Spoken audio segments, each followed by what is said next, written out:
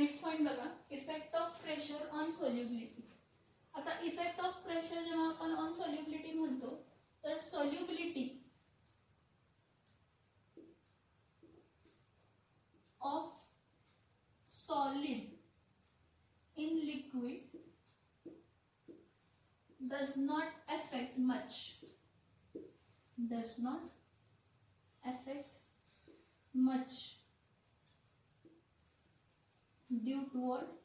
Solubility of solid in liquid does not affect much effect करत नाही. solubility जी आहे solid ची कशामध्ये तर liquid मध्ये, solubility of solid in liquid does not affect much, effect जास्त करत नाही. का?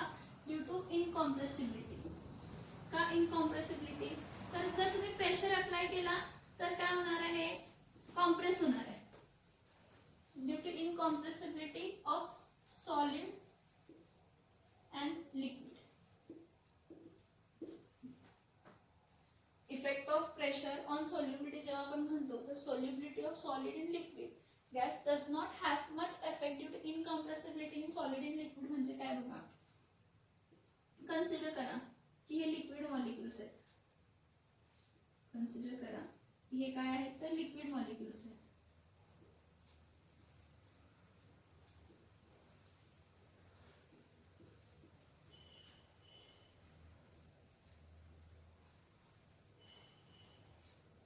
हे लिक्विड मॉलिक्युल्स आहेत. ह्या लिक्विड मॉलिक्युल्स मध्ये जेव्हा तुम्ही काय ऍड करताय? सॉलिड ऍड करताय. ठीक आहे, सॉलिड ऍड केलं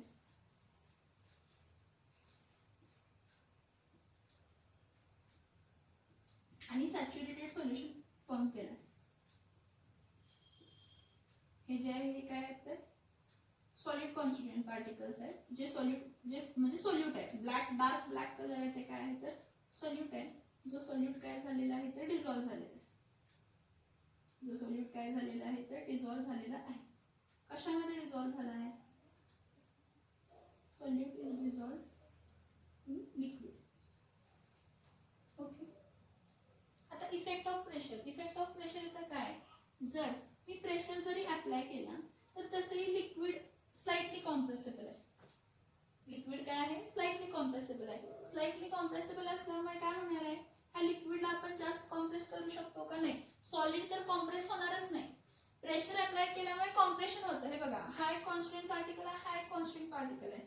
इकडून जर प्रेशर लावला, इकडून जर मी प्रेशर लावला, दोन्हीकडून जर प्रेशर लावला तर ते दोन्ही कॉन्स्टंट पार्टिकल्स एक दुसऱ्याच्या जवळ येणार आहेत. येणार ना? दोन्ही कॉन्स्टंट पार्टिकल्स काय येणार आहेत तर एक दुसऱ्याच्या काय येणार आहेत तर जवळ येणार आहेत. दोन्ही कॉन्स्टंट पार्टिकल्स एक दुसऱ्याच्या काय येणार आहेत तर जवळ येणार आहेत. मग इथं मी काय म्हटलं की जेव्हा कधी काय म्हणताय, जेव्हा कधी कॉन्स्टिट्युएंट पार्टिकल्स एक दुसऱ्याच्या काय येतात जवळ येतात, जेव्हा कधी कॉन्स्टिट्युएंट पार्टिकल्स एक दुसऱ्याच्या काय येतात जवळ येतात, त्यामध्ये काही जास्त फरक पडणार नाहीये. म्हणजे हे दोन कॉन्स्टिट्युएंट पार्टिकल्स जेव्हा एक दुसऱ्याच्या जवळ येतात, प्रेशर अप्लाय केल्यामुळे हे दोन्ही जवळ आले म्हणजे कॉम्प्रेस झाले. स्पेस यांची म्हणजे ही एवढी जर स्पेस असेल तर हे कॉम्प्रेस झाल्यामुळे हे कॉन्स्टिट्युएंट पार्टिकल जवळ येतील आणि ते स्पेस क्रिएट होईल. काय क्रिएट होईल? स्पेस क्रिएट होईल. पण लिक्विड असेही इनकॉम्प्रेसिबल आहेत. लिक्विड स्लाइटली कॉम्प्रेसिबल आहेत. स्लाइटली कॉम्प्रेसिबल आहेत म्हणजे त्यांचं कॉम्प्रेशन जास्त होतच नाही. त्यांचं कॉम्प्रेशन जास्त होतच नाही. काय म्हटलं बघा, solubility of solid in liquid does not affect much due to incompressibility of solid and liquid.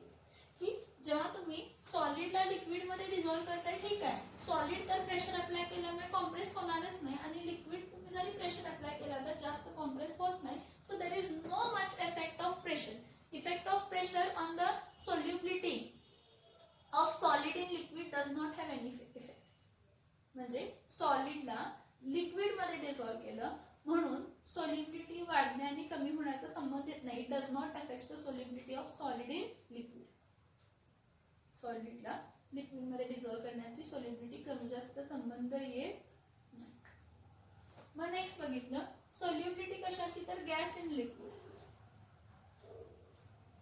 Solubility कशाची तर solubility of gas in what liquid. आता जेव्हा आपण solubility of gas in liquid म्हणतो, काय म्हणतो? सोल्युबिलिटी कशाची म्हणतो तर सोल्युबिलिटी कशाची तर गॅसची लिक्विड मध्ये इंग्लिशमध्ये म्हणतो तर it will have an effect. खूप ओव्हर एंटायर रेंज इफेक्ट आहे. कारण का तर मोस्टली गॅस पार्टिकल्स हे अवे फ्रॉम इच अदर असतात. मग जेव्हा तुम्ही म्हणजे जेव्हा तुम्ही प्रेशर अप्लाय करताय तर ते जवळ येतात. म्हणजे it is possible the gas dissolve in liquid, जो गॅस डिझॉल्व होतो लिक्विड मध्ये, the gas dissolve in liquid is highly compressible, is highly compressible.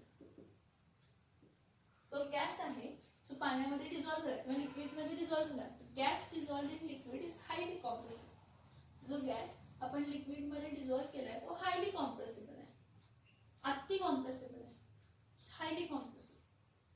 So when we say solubility of gas in liquid, gas dissolved in liquid is highly compressible. त्यावरती आपण काय म्हणतो तर Henrys एक law दिलाय. Henry हा scientist होता, त्याने एक लॉ दिला. According to the Henry's law, the solubility of gas in liquid, the solubility of what? The solubility of gas in liquid is directly proportional, is directly proportional. The solubility of gas in liquid is directly proportional to the pressure applied on the gas molecules. To the pressure applied on the gas molecules. कशावरती pressure apply केलेला? Gas molecules वरती pressure apply केलेलं. Okay, so what I was saying की solubility of gas in liquid मध्ये आपण कोणता law बघतो तर हेनरीज लॉ बघतो. हेनरीज लॉ मध्ये काय आहे? Solubility of gas in liquid is directly proportional to the pressure applied, is directly proportional to the pressure applied on the gas molecules of on the solution. म्हणजे solution वरती जे काही gas molecules आहेत त्यांना आपण काय करतो? प्रेशर अप्लाय करतो. So solubility of gas in liquid is directly proportional to the pressure applied. ह्याचं सिंपल कॉन्सेप्ट काय आहे की जेवढं जास्त तुम्ही प्रेशर अप्लाय करशील तेवढे गॅस मॉलिक्युल्स तिथं कॉम्प्रेस होऊन बसू शकतात. फॉर एक्झाम्पल कन्सिडर करा हा लिक्विड कॉन्स्टिट्युएंट पार्टिकल्स आहे.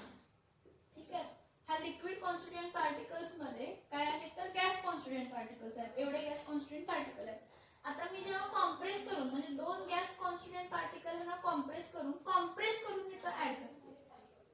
परत कॉन्स्टिट्युएंट पार्टिकल्स आहेत त्यांना कॉम्प्रेस करून इथं काय करते? ऍड करते. परत जे कॉन्स्टिट्युएंट पार्टिकल आहेत त्यांना कॉम्प्रेस करून ह्यामध्ये काय करते? ऍड करते. So what we say solubility of gas in liquid is directly proportional to the pressure applied to the gas on the solution. जे गॅस मॉलिक्युल्स आहेत त्याला आपण काय करतो? प्रेशर अप्लाय करतो. So to remove the directly proportionality sign, इथली जी directly proportionality sign आहे ती रिमूव्ह करण्यासाठी S इज इक्वल्स टू आपण काय लिहितो? KH into P. मग KH हियर KH जो आहे तो कोणता कॉन्स्टंट आहे तर हेनरीज कॉन्स्टंट. कोणता कॉन्स्टंट आहे? Henry's constant. KH जो आहे हा कोणता कॉन्स्टंट आहे तर हेनरीज कॉन्स्टंट. कोणता कॉन्स्टंट आहे? हेनरीज कॉन्स्टंट आहे. बघा मी काय म्हटलं? It states that the solubility of gas in liquid is directly proportional to the pressure applied on the gas molecules on the solution. ह्याला देताना आपण काय म्हणतो की solubility is directly proportional to pressure. Solubility कशाला डायरेक्टली प्रपोर्शनल आहे? प्रेशरला directly proportionality आहे. आता to remove the directly proportionality sign, directly proportionality sign remove करण्यासाठी आपण एक कॉन्स्टंट इंट्रोड्यूस केला तो KH. आणि तो KH म्हणजे कोणता कॉन्स्टंट असतो तर हेनरीज कॉन्स्टंट असतो. KH हा कोणता कॉन्स्टंट असतो तर हेनरीज कॉन्स्टंट असतो. आता सोल्युबिलिटीचं युनिट काय असतं? ग्रॅम पर काय असतं? लिटर असतं. ठीक आहे, प्रेशरचं युनिट काय असतं तर बार असतं. प्रेशरचं युनिट काय असतं? बार असतं. So S is equals to KH into काय असतं? P. So S upon P is equals to काय असतं? KH. मग S म्हणजे सोल्युबिलिटी. सोल्युबिलिटी म्हणजे काय आहे? Gram per litre. आणि प्रेशर कशामध्ये आहे? बार. मग बार वरती गेलं तर पर बार. सो हेनरीज कॉन्स्टंटचं युनिट काय आहे? ग्रॅम पर लिटर पर बार. बघा सोल्युबिलिटीचं युनिट काय आहे? Gram per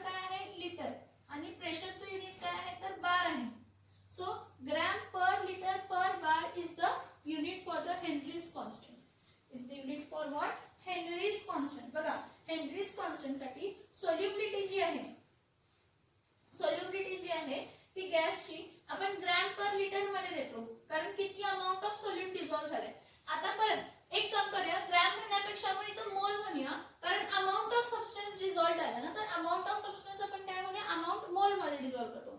amount of substance dissolved in per litre of solution, म्हणजे how many moles of solute dissolved in 1 litre of solution. ठीक आहे. मग इथं काय करूया, मग इथं ग्रॅमच्या जागी काय येणार आहे, मोल येणार आहे. मोल पर लिटर काय येणार आहे, तर पर बार. So solubility is measured in mole per liter, pressure is measured in bar, solubility is equals to Kh into P. So solubility upon pressure is equals to Kh. मग solubility कशामध्ये बघतो, gram per solubility कशामध्ये लिखतो, तर मोल per litre, आणि pressure कशामध्ये असतो, तर bar. So the unit of Henry's constant, Henry's कॉन्स्टंटचा जो युनिट आहे तो काय आहे, हेनरीज कॉन्स्टंटचा युनिट मोल पर लिटर काय आहे, पर बार. मोल पर लिटर पर बार. आता मी काय सांगते बघा, काय S is equals to KH into काय आहे, P. S is equals to KH into काय आहे, P. जर मला हेनरीज कॉन्स्टंट डिफाइन करायचं असेल, जर मला कोणता कॉन्स्टंट डिफाइन करायचा आहे, हेनरीज कॉन्स्टंट जर मला काय करायचं आहे, डिफाइन करायचं आहे. If I have to define Henry's constant, जर मला हेनरीज कॉन्स्टंट डिफाइन करायचं असेल तर मी काय म्हणणार आहे, if pressure is equals to 1 bar, pressure is equals to 1 bar. जर pressure is equals to 1 bar आला, सोल्युबिलिटी इज इक्वल्स टू काय येणार आहे, KH येणार आहे. सोल्युबिलिटी इज इक्वल्स टू काय येणार आहे, KH. मग इथं काय म्हणणार आहे, if pressure is equals to 1 bar, solubility is equals to काय येणार आहे, हेनरीज कॉन्स्टंट. सोल्युबिलिटी ही काय असणार आहे, हेनरीज कॉन्स्टंट. मग आपण काय म्हणतो, the Henrys constant, Henrys constant is defined as the solubility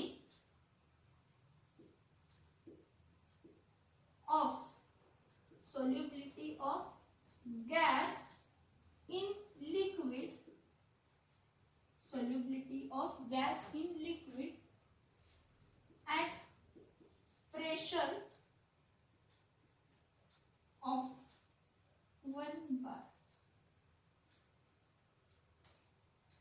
Henry's constant is defined as the solubility of gas in liquid. Solubility कशाची, गॅसची.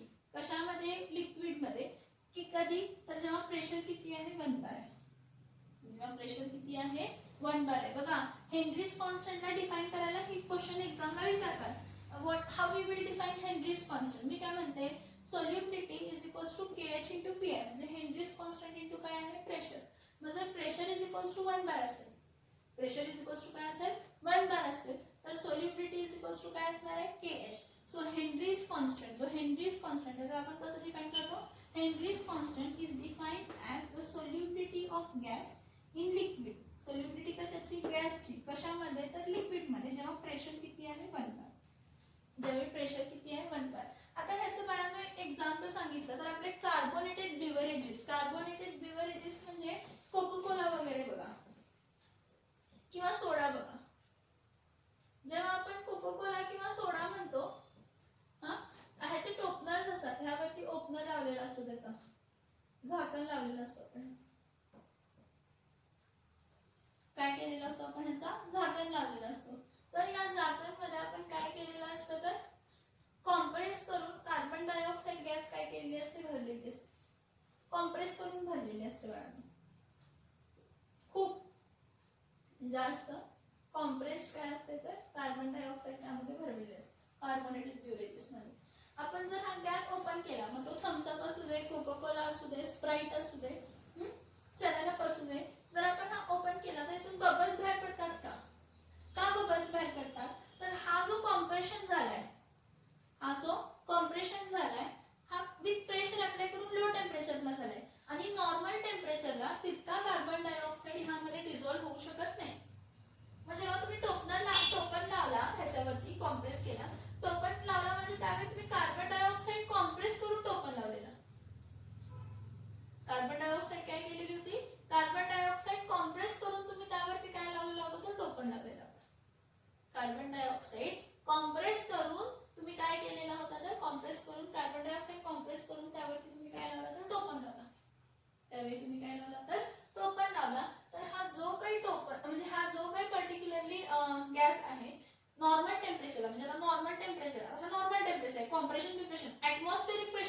काही कॉम्प्रेशन डिप्रेशनचा संबंध येत नाही. मग जेव्हा तुम्ही हा टोपन ओपन करताय त्यावेळी नॉर्मल प्रेशर आहे, मग त्यावेळी जी काही कॉम्प्रेस्ड गॅस आहे ती परत काय होते, बाहेर पडते. जी काही कॉम्प्रेस्ड गॅस आहे ती काय करते, बाहेर पडते.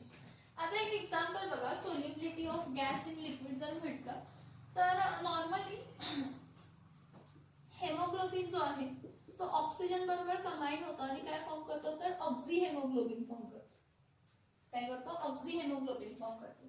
आणि तसं बघितलं तर हा ऑक्सी हेमोग्लोबिन अनस्टेबल असतो का स्टेबल नसतो. का अनस्टेबल असणं का गरजेचं आहे, तर फॉर एक्झाम्पल आपण इनहेल केलं एअर, मग आपल्या लंग्सनी ऑक्सिजन घेतला तर ऑक्सिजन आपल्या ब्लड मधल्या हेमोग्लोबिन बरोबर कंबाईन झाला आणि काय फॉर्म झाला, तर ऑक्सी हेमोग्लोबिन. आता हा जो काही ऑक्सी हेमोग्लोबिन आहे हा आपल्या ब्लड मधून फिरत असताना सेल्सला जातो.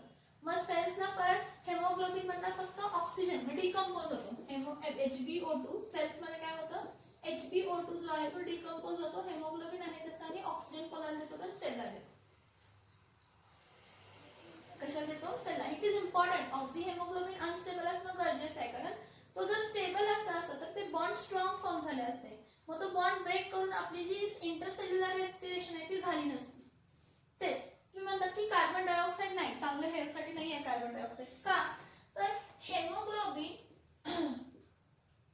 जेव्हा कार्बन डायऑक्साईड बरोबर कंबाईन होतो तर हेमोग्लोबिन प्लस कार्बन डायऑक्साईड काय देतं, कार्बॉक्सी हेमोग्लोबिन देतो. काय देतो आपल्याला, तो कार्बऑक्सी काय देतो, हेमोग्लोबिन देतो.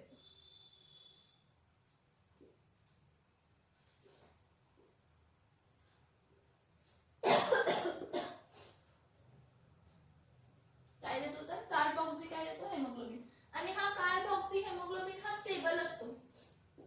स्टेबल असल्यामुळे जेव्हा आपण इनहेल करणार आहे कार्बन डायऑक्साईड आणि जर त्याला हेमोग्लोबिन बरोबर कंबाईन केलं आणि स्टेबल कार्बऑक्सी हेमोग्लोबिन फॉर्म केला तर हा कार्बऑक्सी हेमोग्लोबिन काय होणार आहे, आपल्या ब्लड्स मधून फिरणार. पण आपल्या ब्लड्स मधून फिरून ते सेल्सला जाते आणि सेल्सला गरज आहे ऑक्सिजनची आणि इथं आहे कार्बन डायऑक्साईड. आणि हा कार्बन डायऑक्साईड काय होत नाही, तर स्टेबल असल्यामुळे हा ब्रेकडाऊन पण होत नाही.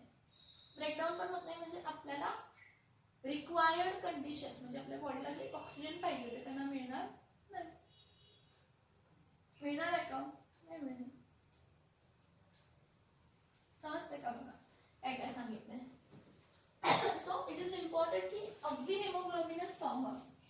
बघा मी काय म्हटलं की जेव्हा तुम्ही एखादी काय म्हणतात की कोल्ड्रिंक घेता, कार्बोनेटेड बिवरेजेस, बघा काय म्हटलं मी, कार्बोनेटेड बिवरेजेस, तर त्यामध्ये कार्बन डायऑक्साईड कॉम्प्रेस करून एअरमध्ये लिक्विड मध्ये काय केलेलं असतं, ऍड केलेलं असते. So before sealing the bottles of soft drink त्याला काय करतो, pressurized carbon dioxide, saturated carbon dioxide water vapours मध्ये ऍड करतो. मग हे जे कार्बन डायऑक्साईड असतं ते पर्टिक्युलर सॉफ्ट ड्रिंक मध्ये डिझॉल्व्ह असतं. पण जेव्हा तुम्ही बॉटलचं टोपन ओपन करताय नॉर्मल ऍटमॉस्फेरिक प्रेशरला जे काही एक्सेस डिझॉल्व्ह कार्बन डायऑक्साईड असतो तो बबल्स म्हणून, इफरवन्सेस म्हणून काय होतो, बाहेर होतो. इफरवन्सेस म्हणून काय होतं, तर बाहेर होतो. नेक्स्ट बघा की ऑक्सिजन जो आहे, बघा मी काय म्हणते, ऑक्सिजनची जी सोल्युबिलिटी आहे ब्लड मध्ये किंवा पाण्यामध्ये, पाण्यामध्ये तर कमी आहे. हा, ऑक्सिजनची सोल्युबिलिटी पाण्यामध्ये काय आहे, कमी आहे. पण ऑक्सिजन हा ब्लड में हायली सोल्युबल आहे आणि काय फॉर्म करतो, ऑक्सी हेमोग्लोबिन. पण हा जेव्हा कधीही ऑक्सी हेमोग्लोबिन फॉर्म करतोय, बघा मी काय सांगते, हा जेव्हा कधीही ऑक्सी हेमोग्लोबिन फॉर्म करतोय हा ऑक्सी हेमोग्लोबिन अनस्टेबल असतो. का, तर अनस्टेबल असणं का गरजेचं आहे, तुमच्या टेक्स्ट बुक्स मध्ये किंवा ह्याच्यामध्ये नाही दिलेलं. हा अनस्टेबल ऑक्सी हेमोग्लोबिन का असायला पाहिजे, तर जिथं जेव्हा तो ऑक्सी हेमोग्लोबिन पर्टिक्युलर कोणत्या तरी सेलकडे गेला, पर्टिक्युलरली कोणत्या तरी सेलकडे गेला तर त्या सेलमध्ये परत तो ऑक्सिजन आणि हेमोग्लोबिन काय व्हायला पाहिजे, तर सेपरेट व्हायला पाहिजे. ऑक्सिजन आणि हेमोग्लोबिन काय व्हायला पाहिजे, तर सेपरेट व्हायला पाहिजे. काय व्हायला पाहिजे, सेपरेट व्हायला पाहिजे. आता मी तुम्हाला म्हटलेलं, काय म्हटलेलं सांगा, की chemistry comes full of exceptions. Chemistry काय येते, फुल ऑफ काय आहे, एक्सेप्शन्स येते. मग केमिस्ट्री फुल ऑफ एक्सेप्शन्स काय आहे बघा.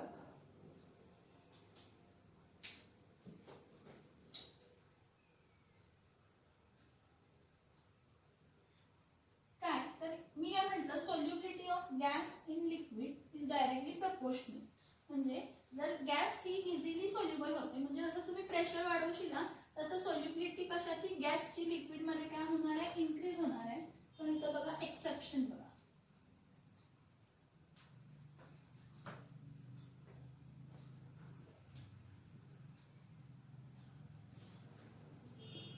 exception of Henry's law.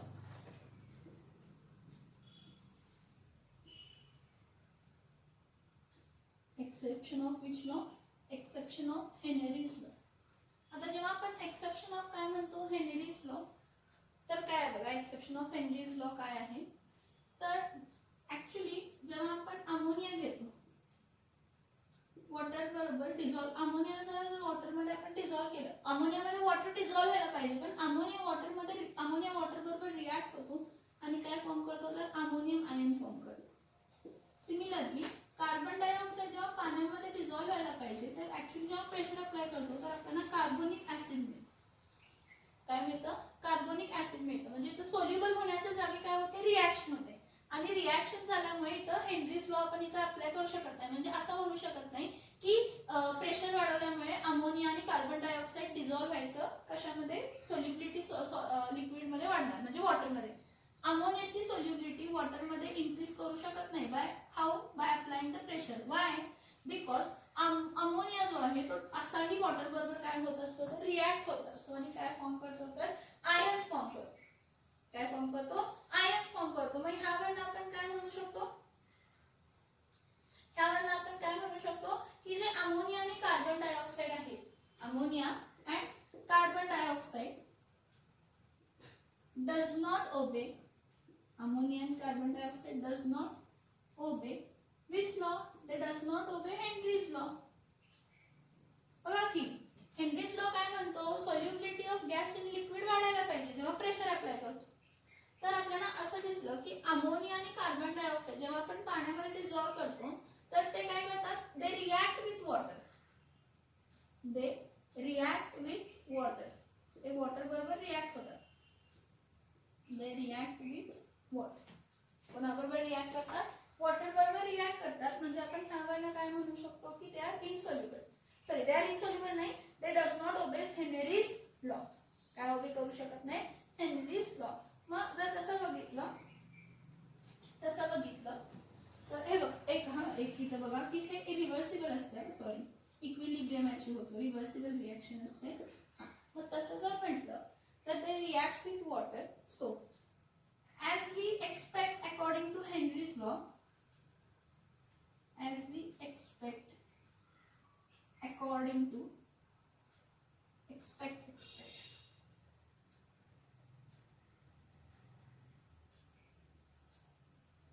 as we expect according to Henry's law,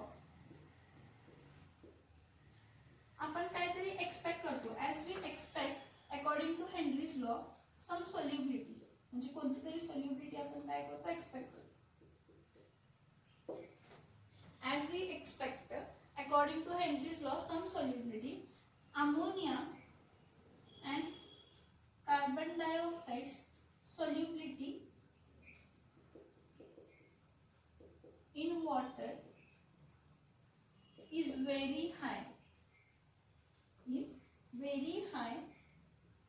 than expected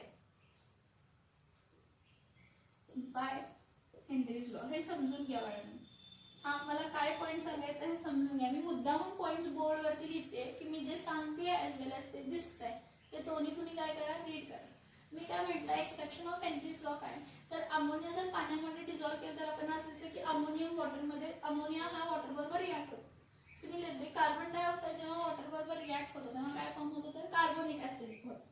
मग अमोनिया आणि कार्बन डायऑक्साइड हे दोन्हीही हेनरी लॉ डज नॉट ओबे, हे दोन्हीही हेनरीज लॉ ओबे करत नाही.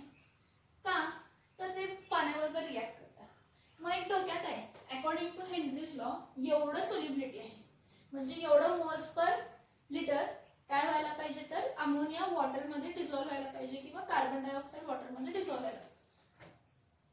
अमोनिया वॉटरमध्ये डिझॉल्व व्हायला पाहिजे किंवा कार्बन डायऑक्साइड वॉटरमध्ये काय व्हायला पाहिजे, तर डिझॉल्व व्हायला पाहिजे. अमोनिया वॉटरमध्ये डिझॉल्व्ह व्हायला पाहिजे किंवा कार्बन डायऑक्साईड वॉटरमध्ये काय व्हायला पाहिजे तर डिझॉल्व्ह व्हायला पाहिजे. एक एक्सपेक्टेड आहे की एवढे डिझॉल्व्ह व्हायला पाहिजे. पण जेवढं डिझॉल्व्ह व्हायला पाहिजे तेवढा त्यात तो डिझॉल्व्ह होत नाही, त्यापेक्षा जास्त होतो. NH3 and CO2 solubility in water is very high than the expected by Henry's law. So we say that some gases like ammonia and carbon dioxide does not obey Henry's law. म्हणजे according to Henry's law एक decided आहे की एवढी amount of solute काय होणार आहे, dissolve होणार आहे सॉल्व्हेंट मध्ये जेव्हा आपण एवढा प्रेशर अप्लाय करणार. एवढा अमाउंट ऑफ सोल्यूट एवढ्या अमाउंट ऑफ सॉल्व्हेंट मध्ये काय होणार आहे, डिझॉल्व्ह होणार आहे जेव्हा आपण एवढा प्रेशर अप्लाय करणार. हे अकॉर्डिंग टू हेनरीज लॉ. पण आपल्याला असं दिसतं की थोडे gases like ammonia and carbon dioxide हे काय करतात, वॉटर बरोबर डिझॉल्व्ह होण्याच्या म्हणजे वॉटरमध्ये डिझॉल्व्ह होण्याऐवजी त्याबरोबर काय करतात, रिॲक्ट करतात. आणि जेवढं हेनरीज लॉ प्रमाणे for example 1 प्रेशरला 10 mole of ammonia dissolve होते पाण्यामध्ये तर 11, 12, 13 मोल्स डिझॉल्व्ह होतात. म्हणजे जेवढं एक्सपेक्टेड आहे अकॉर्डिंग टू हेनरीज लॉ जेवढी सोल्युबिलिटी एक्सपेक्टेड आहे त्या प्रेशरला त्यापेक्षा जास्त तो काय होतो, सोल्युबल होतो, डिझॉल्व्ह होतो. म्हणून आपण काय म्हणतो, we expect according to Henry's law some solubilities. So NH3 and CO2 solubility in water is very high than the expected by Henry's law. Henry's law जेवढं एक्सपेक्ट करतो त्यापेक्षा त्याची सोल्युबिलिटी काय आहे तर जास्त आहे.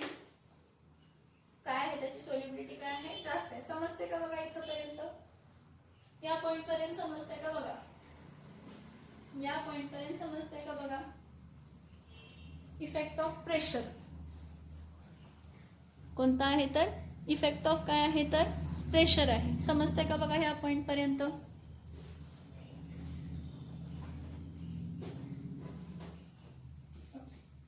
आता नेक्स्ट जो आपण बघणार आहे तो वेपर प्रेशर बघायचं आहे.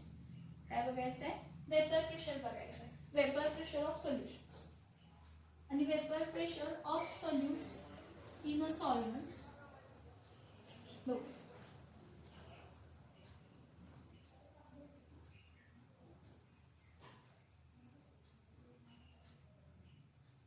आता सगळ्यात पहिला वेपर प्रेशर म्हणजे काय बघूया. आपल्याला तेच माहित नसतं व्हॉट इज वेपर प्रेशर. माहित असतं ठीक आहे, परत मी अनेकदा सांगते व्हॉट इज वेपर प्रेशर. एक कंटेनर घ्या, त्या कंटेनर मध्ये कोणता तरी लिक्विड ठेवा. लिक्विड असली किंवा काय लिक्विडच, ऍक्च्युअली लिक्विडच आपण वेपर प्रेशर बघतोय. ठीक आहे, त्या लिक्विडला काय करा, हीट करायला लागा. त्या लिक्विडला हीट करा. जेव्हा त्याचा बॉइलिंग पॉइंट अचीव होईल तेव्हा हे लिक्विड कशा स्टेट मध्ये जाईल, वेपर स्टेट मध्ये. आणि तो वेपर स्टेट मध्ये काय होईल, बाहेर पडेल.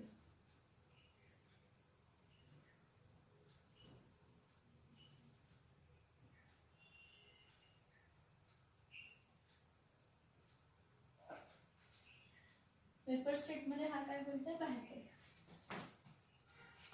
बरं ठीक आहे. जर मी इथे झाकण लावलं तर हे वेपर्स बाहेर जातील का, नाही.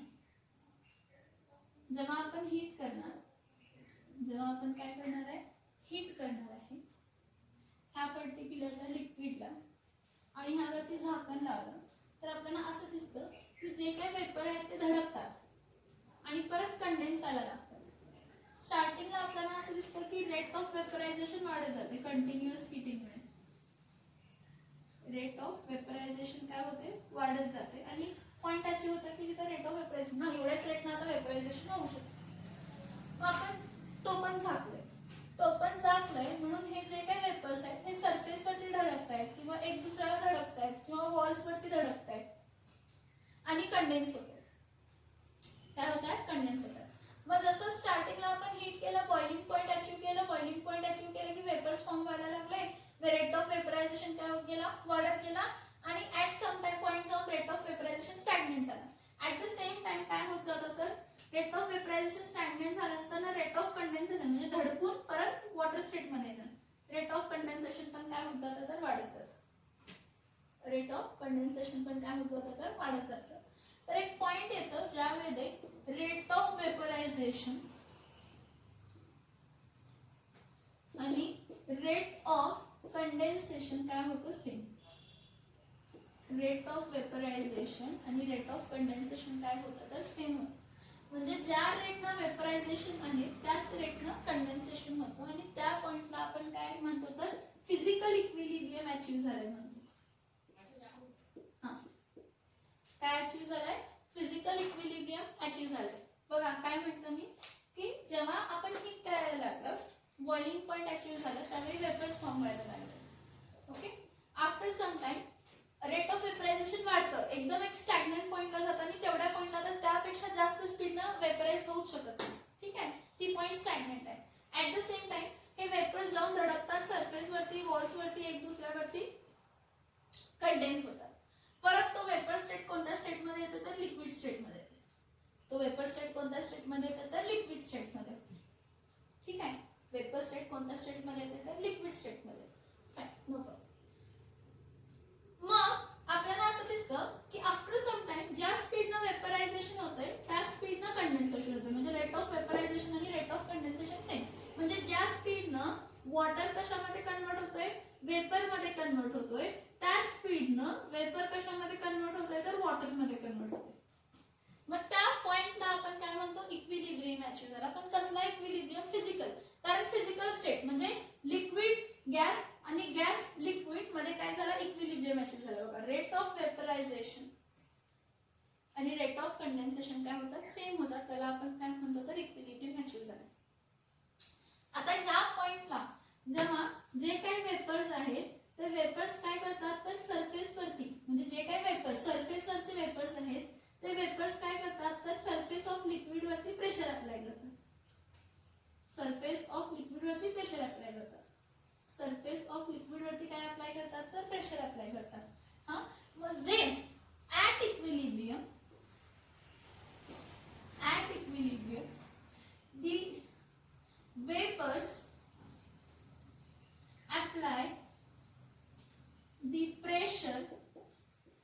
vapors apply the pressure on the surface of liquid at equilibrium. जे वेपर्स आहेत ते काय इक्विलिब्रियम म्हणजे काय, जेव्हा रेट ऑफ वेपरायझेशन आणि रेट ऑफ कंडेन्सेशन काय झालेला आहे सेम. बघा इक्विलिब्रियम म्हणजे काय म्हणतात, जेव्हा रेट ऑफ वेपरायझेशन आणि रेट ऑफ कंडेन्सेशन काय झालेला आहे सेम, त्या पॉइंटला काय होतं at equilibrium vapour apply the pressures on the surface of the liquid. At equilibrium the vapors applies the pressure on the surface of the liquid. This is called vapor pressure of liquid. ह्याला आपण काय म्हणतो vapour pressure of काय म्हणतो liquid. आणि volatile लिक्विडचं vapour pressure जास्त असतो. म्हणजे वोलाटाईल लिक्विड म्हणजे असे लिक्विड ज्यांचा बॉइलिंग पॉइंट कमी आहे. Volatile liquids have high vapour pressure, कारण ते इझिली वेपराइज होतात, त्यामुळे त्यांचा वेपर प्रेशर पण काय असतो जास्त असतो. volatile liquids have high vapor pressure. volatile liquids चा वेपर प्रेशर काय असतो हाय असतो. बघा मी काय सांगितलं, volatile liquids चा वेपर प्रेशर काय असतो जास्त. At equilibrium the vapor applies the pressures on the surface of the liquid. This is called as vapor pressure of liquid. त्याला आपण काय म्हणतो तर वेपर प्रेशर ऑफ काय म्हणतो लिक्विड. आणि जे वोलाटाईल लिक्विड्स आहेत त्या वोलाटाईल लिक्विड्सचं वेपर प्रेशर काय असतो जास्त. Volatile liquids have what high vapour pressure. इथपर्यंत समजलं का बघा, इथपर्यंत समजलं का बघा. नॉर्मली प्रेशर आपण जो म्हणतो एखादा मिक्सचर, आता सोल्युशन म्हणजे मिक्सचरच आहे. Solution is a mixture of 2 or more components. मग एक कंपोनेंट ए आहे आणि एक कंपोनेंट बी आहे. जो कंपोनेंट ए चे मॉलिक्युल्स अप्लाय करतायत ते पार्शियल प्रेशर आहे कंपोनेंट ए चं. जे कंपोनेंट बी चं मॉलिक्युल्स अप्लाय करतायत ते पार्शियल प्रेशर काय आहे बी. म्हणजे कंपोनेंट ए ने अप्लाय केलेला प्रेशर पार्शियल प्रेशर आणि कंपोनेंट बी ने अप्लाय केलेला पार्शियल प्रेशर काय कंपोनेंट बी. मग टोटल प्रेशर काय असतो, टोटल प्रेशर काय असतो partial pressure of component A plus partial pressure of component B. लक्षात ठेवा, जो टोटल प्रेशर आता एअर तर जो आपण ऍटमॉस्फेरिक प्रेशर किंवा टोटल प्रेशर म्हणतोय तर ते ऑक्सिजन अप्लाय करतोय, नायट्रोजन अप्लाय करतोय, पार्शियल प्रेशर ऑफ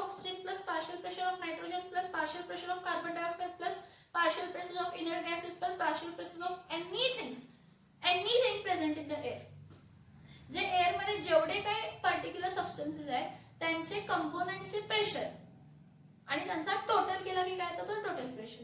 मग total pressure is what sum of partial pressures.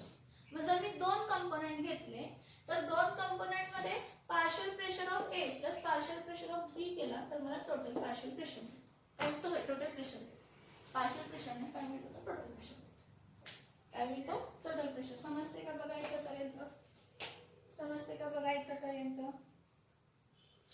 Total pressure हा लक्षात घ्या. वेपर प्रेशर म्हणजे काय हे लक्षात घ्या. वेपर प्रेशर म्हणजे काय हे लक्षात घ्या. At equilibrium the vapours on the surface of liquid apply pressure. जे वेपर्स आहेत ते लिक्विडच्या सरफेस वरती प्रेशर अप्लाय करतात. त्याला आपण काय म्हणतो तर वेपर प्रेशर ऑफ लिक्विड म्हणतो. त्याला आपण काय म्हणतो तर वेपर प्रेशर ऑफ काय म्हणतो तर लिक्विड म्हणतो. आणि टोटल प्रेशर जो असतो तो कायम सम ऑफ पार्शियल प्रेशर असतो according to Dalton's law. According to which law Dalton's law. States of matter मध्ये डाल्टन्स लॉ आहे. Dalton's law states that the total pressure जो टोटल प्रेशर असतो तो sum of partial pressures of components असतो. म्हणजे 2 ते 3 component म्हणजे for example 2 gas आहेत ऑक्सिजन आणि nitrogen. So partial pressure of oxygen plus partial pressure of nitrogen is equals to total pressure. Is equals to what total pressure. Is equals to what total pressure. इथपर्यंत समजते का बघा. Next lecture आपण काय बघूया vapour pressures of solutions of liquid in liquid. Vapour pressure of solutions in liquid हा point बघा. पहिला एवढं